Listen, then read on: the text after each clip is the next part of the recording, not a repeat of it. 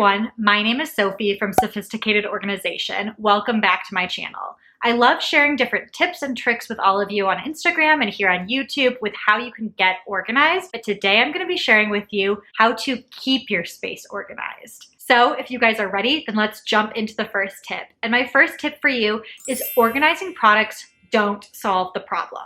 While it can be tempting to run to the Container Store or Target or Home Goods or wherever you love to go to find all those fun baskets and bins, that's not the place to start. And if you do start there, you're not going to be able to maintain that organization system in your home. The first thing that you need to do is to go through all of the items in the space you want to organize and declutter. Figure out what belongs in that space. Put systems in place and make sure you've gotten it down to exactly what you want to keep there before you go out and buy all of those baskets, bins, labels, and all the fun stuff that I love. The other thing is when you wait after you've decluttered and found those systems that work best for you is you're gonna find the exact organizational products that work for you. If you do it in the reverse, the products that you buy are most likely not gonna fit your needs and you'll probably regret your purchase later on. Tip number 2 for you is to keep a routine. Routines are everything when it comes to organization and productivity. So this can mean anything from your morning routine or your bedtime routine. So for me, some things that I like to make sure that I'm doing every single day is that every night before I go to bed, I make sure to give my entire kitchen a wipe down and put all of the dishes in the dishwasher and start it. Some of the other things that I love to do, I make my bed every single morning. There are so many studies that show making your bed leads to a productive day. But the other thing that I always do as well is after I get up, I start my coffee, and while my coffee is brewing, I empty that dishwasher that I loaded the night before. And I love doing it while my coffee is brewing because that's like a little timer for me. And I know that I can get most of it, probably not all of it, but most of it put away before my coffee is done. So find those routines for you that keep things orderly. If I didn't have that nightly kitchen cleaning routine and that routine to make my bed, things could get out of hand really quickly. And you could think to yourself, maybe I'll just wash the dishes in the morning. I'm kind of tired. I want to go to bed. And then you wake up to a mess and you aren't motivated to clean it. That dishwasher isn't ready to unload and it's just a never-ending cycle. The other thing that you can do when you're trying to maintain a routine is to keep everything in the same place. That way you aren't running around trying to find where your keys are because you know they're on that hook right by the door where you leave them every single time. When you do the same thing the same way every day, you're gonna know where things are and you're going to feel organized. So my third tip for all of you is file, don't pile. Now, I am a fan of Marie Kondo and some of her methods. I don't necessarily follow everything she says to a T, but I think the biggest thing that I've learned from her is her file folding method. So if you've looked at Instagram or Pinterest and seen all of the drawers with the clothing perfectly vertically organized and felt a little bit of envy, that's because this file folding method really works. And not only does it work, it's pretty to look at. When you think about stacking your clothing on top of each other, how most people traditionally fold in their drawers, when you're looking for a certain shirt or a pair of pants and it's maybe at the bottom of the pile, you have to dig through everything to get to that pair of pants, and you're probably unfolding the items that are on the top. When you file fold, you can see exactly what you're looking for without having to dig, and you can just grab that item right out of the drawer, no problem, without disturbing anything else. This file don't pile mentality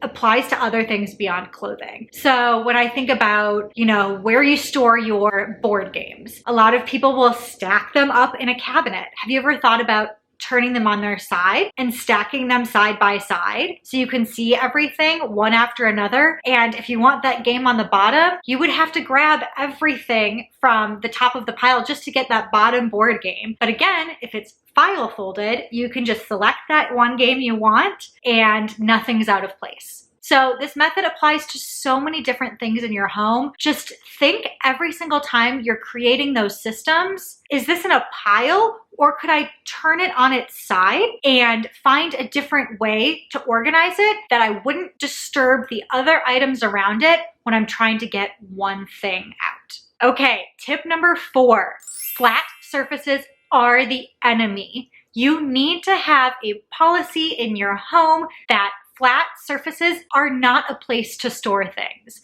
I see clutter constantly piling up on people's kitchen countertops, their kitchen tables, their desks, their nightstands. Whatever the flat surface is, it seems to be a magnet for clutter. So think about this. What would happen if you had a policy in your household that no clutter can stay on the countertops? And let's go back to routine. Maybe that's part of your night routine. Maybe that's part of your morning routine. You have that policy that every night, all of the surfaces need to be cleared off before you go to bed. Or maybe you're more of a morning person and you want to make sure every morning you do a quick tidy and you clean off all of the surfaces. The other thing about flat surfaces, when there's clutter on them, it can make your space look so out of order. It doesn't matter how organized your cabinets are, how organized your drawers are, you made your bed, whatever it is. If those countertops and flat surfaces are a mess, your home is going to look a mess. This brings me to the 80-20 rule. This rule was actually developed by an economist, but it can apply to your home as well. And the thought is that 80% of the results can come from 20% of the work. So when you think about all the different things you could do in your kitchen to clean up your space, the biggest thing that's going to have the most impact is going to be to clean off the countertops, those flat surfaces that are a breeding ground for clutter. When you clean them off,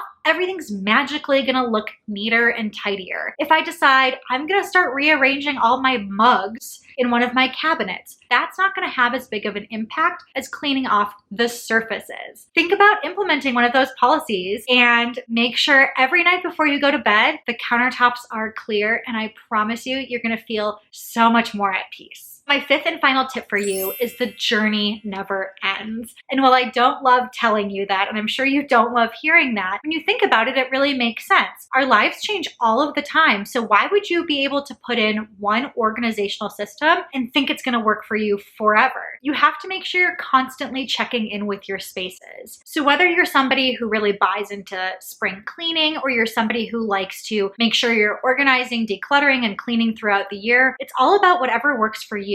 But you need to make sure you have some sort of schedule where you check in on all of your spaces. So often people have a closet even that they haven't really opened or gone through in 5 years, 10 years, 15 years.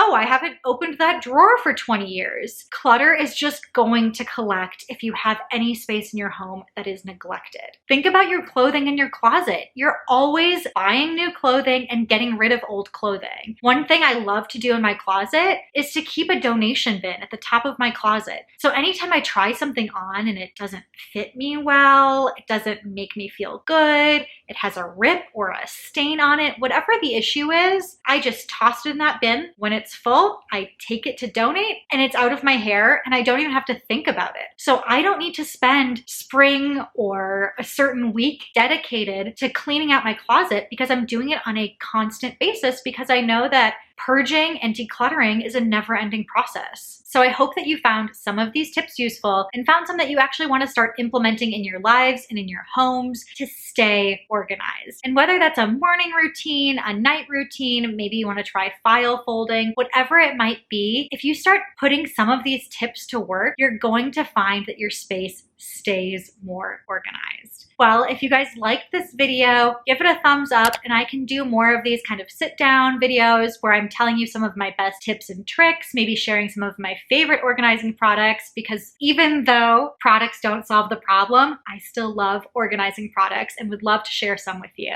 And also make sure to subscribe, hit the notification bell so you're notified every time I post a new video. And until next time, I will see you guys later.